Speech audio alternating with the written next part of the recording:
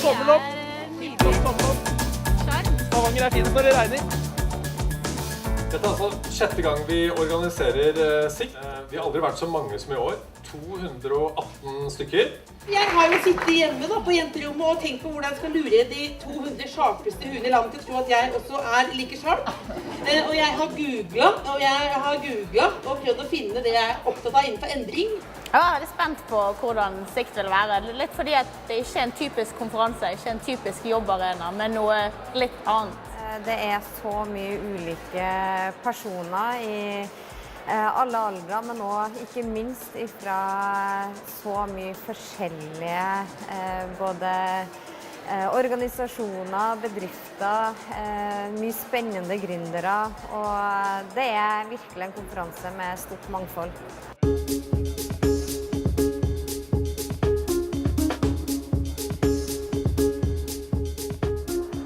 Ja, så det var en workshop med en Harvard-professor angående hvordan skape endring. Hva er verktøykassa man kan bruke for det? Og jeg synes det var veldig konkrete ting, konkret verktøykasse og metodikk som man kan bruke. People think that change happens because someone analyzes the situation and then think about it and then they change. He says, but every time I've seen a change actually happen, even though I'm working for the most analytical organizations, institutions that the world has ever come up with, when change happens in those organizations, it's because people see something that makes them feel something. It's fantastic. I've never been, I think, with such a diverse and such an accomplished group. You had everybody from a farmer of the year to mayor of a small town and everything in between. And so I really felt like whatever we came up with in the session, they were going to be able to act on it and pursue it in society. As innovation in China is like a black box. We know something is going on with some crazy social media, some big e-commerce sites, but what are they doing? What are they capable of? It's all so far happening in China, in Chinese, for a large part. And this is probably a part of the reason you haven't heard much about it yet. Dere kommer til å skifte og oppdatere kompetansen deres mye oftere enn generasjonene før dere.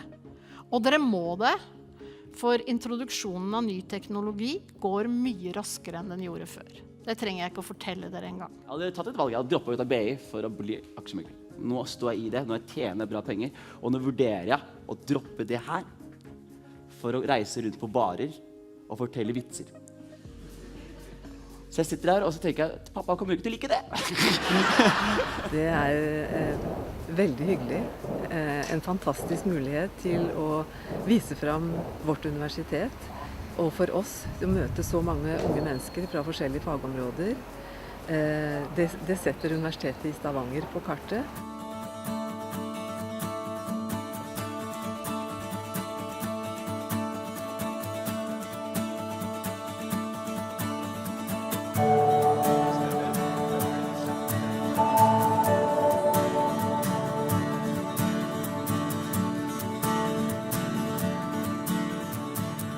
Vi i Næringsforeningen i Stavanger-regionen er veldig stolte av at SIKT 2018 er i vår region. Vi synes det er veldig viktig at de unge mellom 20 og 40 har en aktiv stemme i samfunnet på alle måter, og selvsagt i næringslivet.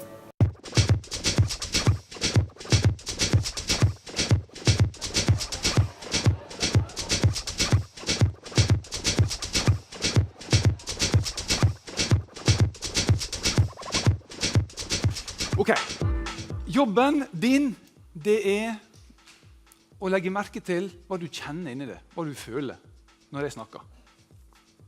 Om du ser en endring inni det. Er dere klare? Da skjedde det, omtrent samtidig som jeg hadde sikkert skrevet på et eller annet, eller i hvert fall sagt ja, så begynte oljeprisen å falle.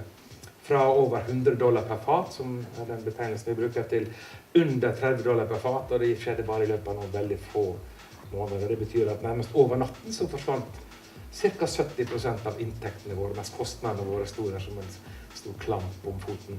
Og de færreste ledere jeg snakker med har noen sånn vond vilje. De færreste tenker at nå skal jeg lage en bedrift som er litt kjipere for kvinner, eller for minoriteter. De gjør jo ikke det. Men de er ikke riktig sikre på hva de gjør feil, eller hva de kan gjøre annerledes for at det skal bli bedre.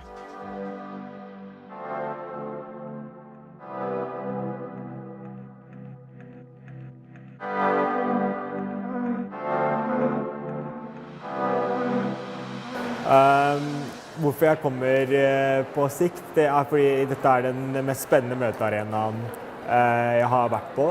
For truffet mennesker som kommer på tvers av sektorer. Og noen av de beste menneskene jeg kjenner i dag har jeg truffet gjennom årene på sikt.